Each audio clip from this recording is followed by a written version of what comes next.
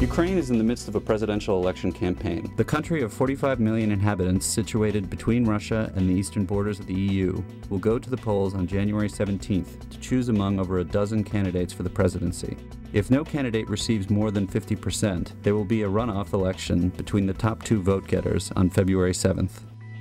As you can see from the number of election posters that are featured on practically every other billboard in the capital of Kyiv, the country's political life is vibrant and the election is quite competitive. Yet average Ukrainians are on the whole disappointed in and often disgusted with their political leaders.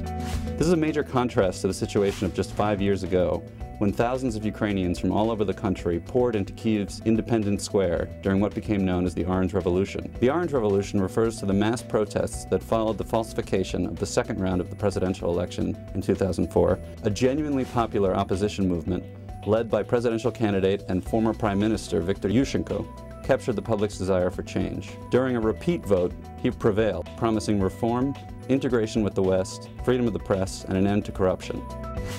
5 years later, most of these promises remain unfulfilled. The government failed to implement substantive reforms, and politics quickly descended into petty bickering and deadlock. As a result, Yushchenko now polls below 5% in his re-election bid. The top two contenders are Yulia Tymoshenko, the current prime minister, and Viktor Yanukovych, the leader of the parliamentary opposition. Currently, Yanukovych appears to have a solid lead, but Ukrainian polling companies are notoriously unreliable, so it is hard to know by how much. The policy differences between the candidates are for the most part negligible.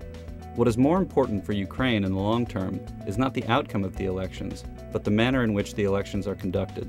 More than half of the Ukrainian public believes that the election results will be falsified. Such a development would represent a major setback for Ukraine and could sour the public's interest in the country's democratic future. Already, only 30% of Ukrainians say they favor democracy.